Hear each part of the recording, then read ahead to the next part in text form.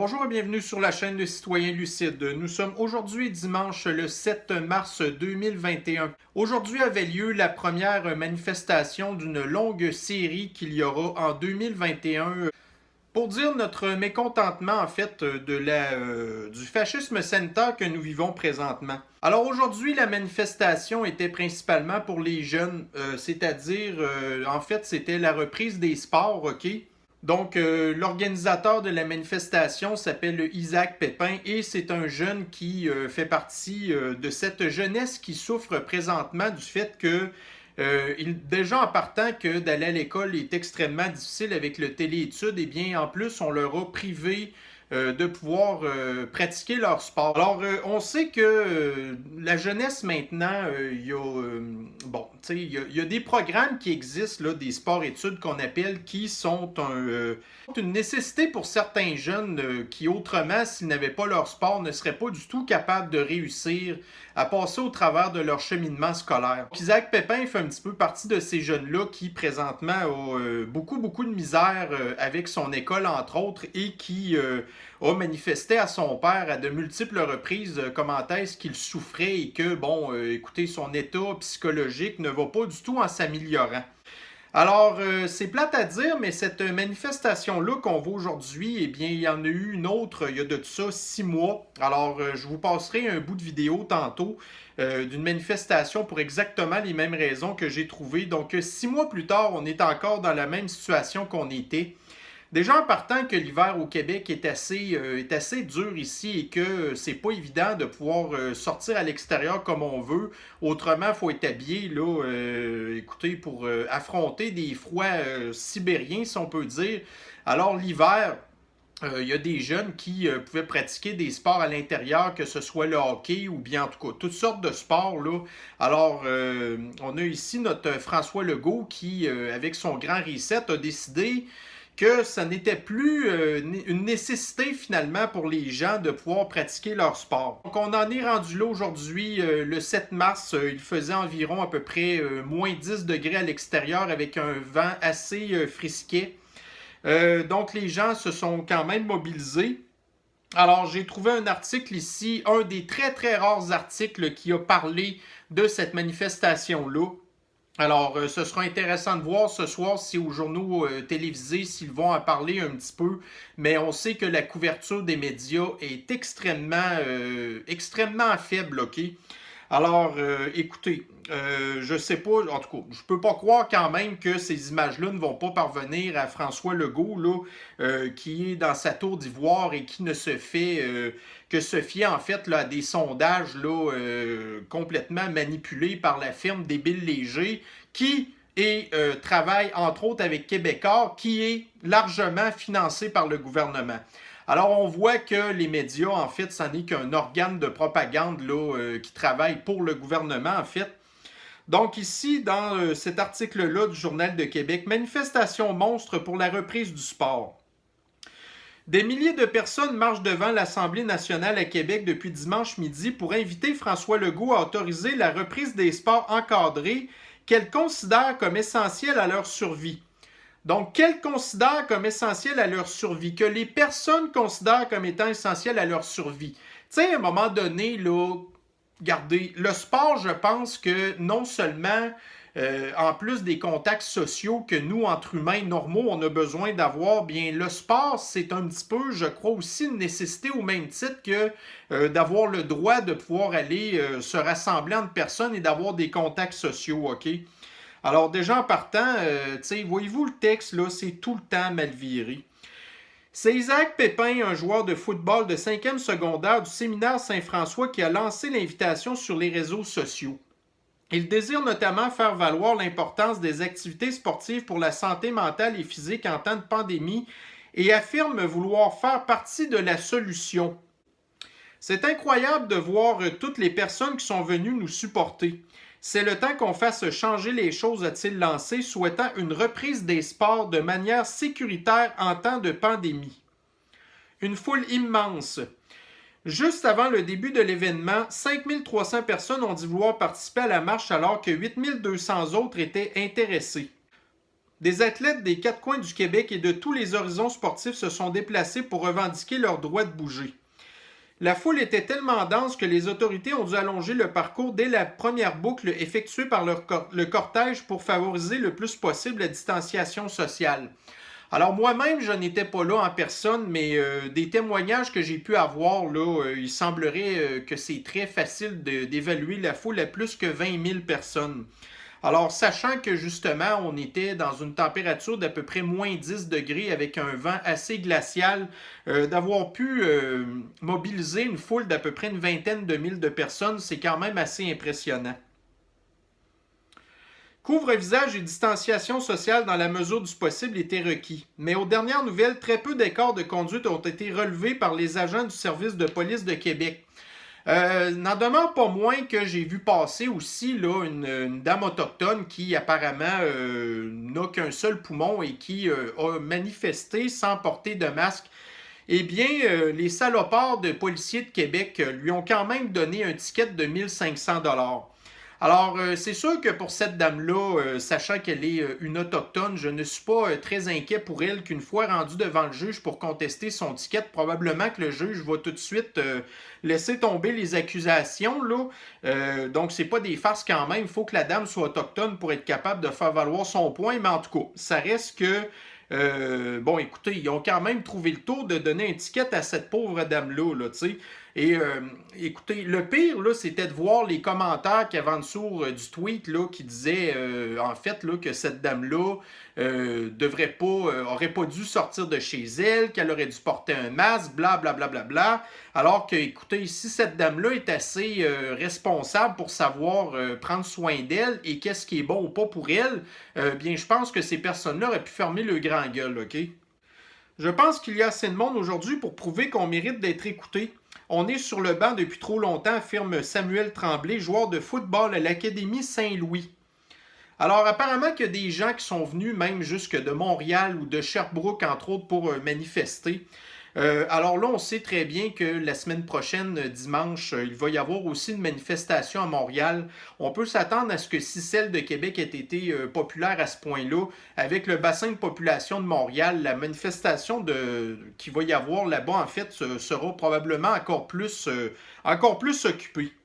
Rappelons qu'Isaac Pépin n'en est pas à sa première démarche. En août dernier, il avait tenu une manifestation du même genre dans le but de conserver la santé mentale des jeunes athlètes qui ne demandaient qu'à pratiquer leur sport. Alors, je ne sais pas s'il s'agit de la manifestation qu'on a ici, en fait, là, mais comme je vous dis, cette vidéo-là date d'il y a à peu près 6 mois. Il a également rencontré la ministre Isabelle Charest et la vice-première ministre Guilbeault pour faire valoir ses idées plus tôt cet automne. Et il a rencontré d'ailleurs les deux mêmes ministres il y a de ça quelques semaines en fait. Et tout ce que ces ministres-là ont trouvé à dire en fait, c'est de commencer à parler des variants et de toutes sortes de choses que Isaac Pépin ne comprenait même pas lui-même, OK? Alors, regardez, quand on voit que le gouvernement est totalement déconnecté de sa population et surtout en plus de les jeunes qui sont la génération du futur, là, ça fait quand même très ordinaire, OK? Loin d'être seul dans ses démarches, Isaac Pépin peut même compter sur l'appui du skieur Michael Kingsbury et du joueur des Golden Knights de Vegas, Jonathan Marchessault, lesquels ont écrit directement au premier ministre Legault. Mais il écoute rien, François Legault. Ce gars-là, il est bouché ben raide. Écoutez, quand que vous avez un attardé mental comme premier ministre, là, qui en fait juste à sa tête et qui n'a que dans l'idée d'implanter la nouvelle réalité du Grand Reset, OK, c'est-à-dire de détruire les pans d'économie qu'il juge comme étant non essentiels, qui veut limiter au maximum les rassemblements des personnes pour qu'on évite, entre autres, de se parler et éventuellement de pouvoir parler contre le gouvernement, entre autres, là, ben c'est sûr que François Legault, il fait la sourde oreille. Ce gars-là, il est complètement déconnecté de la réalité. En plus de nombreux athlètes et de plusieurs organisations sportives, le chef du Parti québécois, Paul Saint-Pierre Plamondon, et la députée Mégane Perry-Mélenchon, porte-parole du PQ en matière de sport, de loisirs et de saines habitudes de vie, étaient du cortège. Bon, alors il était enfin temps que les oppositions fassent quelque chose. Alors, malheureusement, le PQ, entre autres, bon, le Parti québécois, là, c'est un parti, là, c'est la quatrième opposition. Alors écoutez, ils sont assez insignifiants dans les oppositions, mais écoutez, ça reste que d'avoir quand même au moins les oppositions qui commencent à bouger, c'est une maudite bonne affaire, OK? Alors, ce qui est intéressant de voir, c'est que la population, tranquillement pas vite, commence à se soulever, en fait, contre les mesures du fascisme sanitaire. On a vu passer, il y a de ça quelques jours, et ça l'a fait quand même grand bruit, c'est qu'il y a de plus en plus d'États américains, principalement des États républicains, qui ont décidé de laisser tomber, en fait, là, les normes sanitaires qui sont exigées par Fauci, OK? Monsieur qui est très certainement derrière la création de la COVID-19. Alors, les gens l'écoutent de moins en moins et on voit que maintenant, il y a de plus en plus d'États américains qui déconfinent. Alors, je ne sais pas si ce mouvement-là peut peut-être déclencher des affaires, là, mais écoutez, là, on va voir aux États-Unis, entre autres, les États démocrates qui n'auront probablement pas le choix éventuellement de commencer à suivre aussi ça, là. Parce que quand on va voir que les États républicains, que l'économie reprend tranquillement, OK, pas vite, il y a des États démocrates qui vont vouloir aussi réenclencher là, leur économie, si on peut dire. Alors, lorsque éventuellement en fait, là, les autorités sanitaires n'auront pas trop le choix que de dire, bon, ben écoutez, là, écoutez, ils vont patiner puis ça va être vraiment laid en fait, mais là, on va avoir aussi, parce que là, regardez le compteur de ces États-là qui sont déconfinés maintenant et qui n'appliquent plus de façon obligatoire les normes sanitaires. Écoutez, il y a des scientifiques là, qui ont de l'allure qui vont commencer aussi à se pencher sur la question et à regarder voir s'il y a présence d'augmentation de cas et que, bref, si l'académie reprend, entre autres, et aussi si la variantose s'en met de la partie, là. Alors, si éventuellement, parce que, regardez, vous le savez très bien, il y a de ça plus qu'un an, là. Toutes les manifestations, les rassemblements, toutes ces affaires-là qui n'ont jamais engendré d'éclosion d'importance, là, ni de d'hécatombe telles que les collapsologues essaient de nous l'annoncer tout le temps, OK? Ben là, regardez, on va avoir encore une expérience de la population qui va nous prouver que la COVID, finalement, est vraiment, vraiment pas si grave que ça, OK? Là, à un moment donné, écoutez, de plus en plus, entre autres François Legault, ne se cache plus pour parler de la nouvelle réalité, de l'implantation de la nouvelle économie, et on voit, dans le fond, au clair au travers de son jeu, OK? Donc là, c'est ça, là, son espèce de grand reset, là, ça passe pas pantoute, là. Et pour les pays aussi qui sont en train de vouloir implanter des histoires de certificats vaccinal, ça non plus, ça passe pas très bien. Alors là, on voit entre autres au Québec et en France, pour les endroits que je suis, que le personnel de la santé ne collabore pas très très bien non plus à la campagne de vaccination. Alors, encore une fois, ben là, ça fait partie des divisions de la société. Il y a des gens qui comprennent très bien ces gens-là qui n'en veulent pas, et il y a d'autres gens aussi qui, bon, ben regardez, ça, on le sait, là, c'est les collaborateurs covido-anxieux qui n'ont pas encore compris que vous soyez vacciné ou pas, eh bien, que les activités ne reprendront jamais la normale.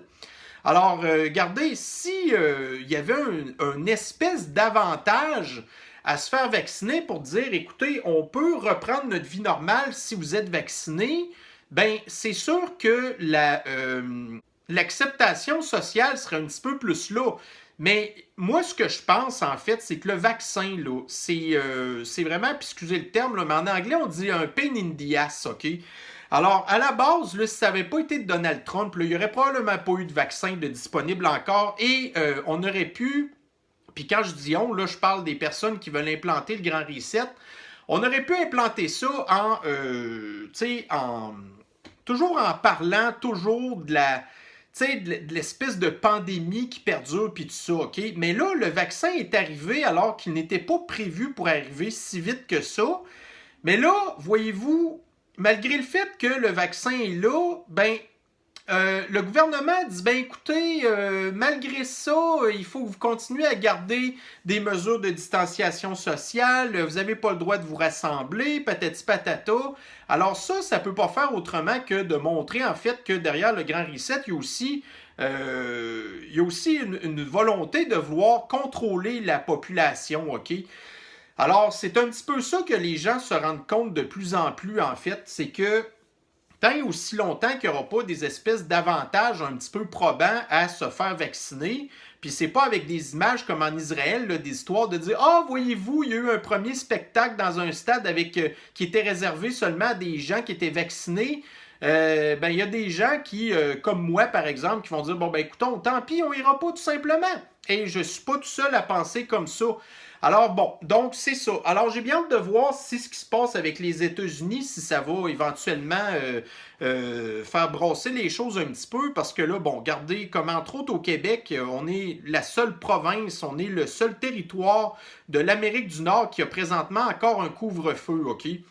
Alors, bon, là, ce qu'on sait aussi, c'est que lors de l'annonce de la manifestation qui vient de se passer aujourd'hui, donc la semaine passée, tu sais, là c'est drôle, mais tout d'un coup, François Legault a décidé de mettre la majorité du Québec en orange, OK? Et on s'est rendu compte finalement que l'orange, ça changeait absolument rien du tout. En fait, c'était comme une espèce de rouge pâle, là, une espèce de nouveau rouge redéfini. Alors là, avec la mesure, la manifestation qu'il va y avoir à Montréal, bon, très certainement que François Legault va refaire encore une conférence de presse cette semaine. Alors, il va être intéressant de voir si il va peut-être mettre la région de Montréal en orange aussi, OK? Par contre, s'il met Montréal en orange, ben là, les autres régions du Québec, à un moment donné, il va falloir que ce soit dans le jaune, là, tu sais. Fait que moi, j'ai l'impression, en tout cas, que, regardez, malgré lui, le gouvernement va avoir des ajustements à faire parce que les gens sont de plus en plus sensibilisés, entre autres, au fait du grand reset et toutes ces affaires-là. Écoutez, sans parler non plus là, de toutes les espèces là, de trucs qui ne fonctionnent pas.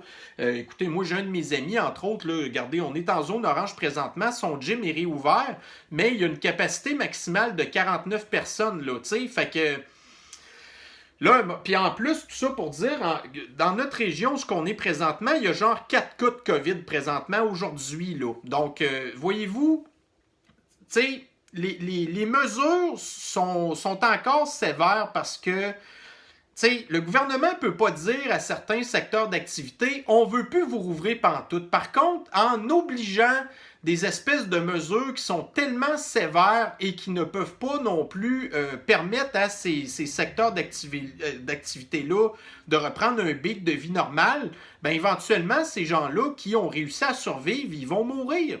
Alors, moi, c'est ce que je pense que le gouvernement souhaite vraiment, en fait, là, c'est de pousser le bouchon au maximum, mais bon, en tout cas. Alors, écoutez, en voyant que pour l'instant, la population commence à se réveiller, je pense que ça peut peut-être donner une chance, là. Je peux pas prédire l'avenir à ce niveau-là, je le sais pas. Tout ce que je sais par contre, c'est que c'est certain qu'il va y avoir d'autres manifestations qui vont être partout dans le monde. Là. Le Québec va être un petit peu en retard probablement parce que nous, bon, on a un climat qui est assez rigoureux pour ainsi dire. Là.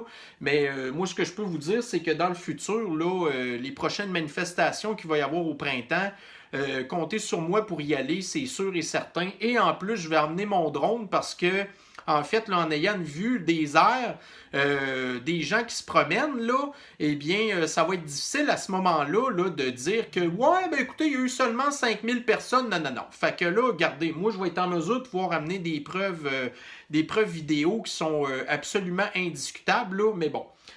Alors, écoutez, je ne sais pas si on peut considérer qu'il y a de l'espoir pour le moment. J'espère que oui.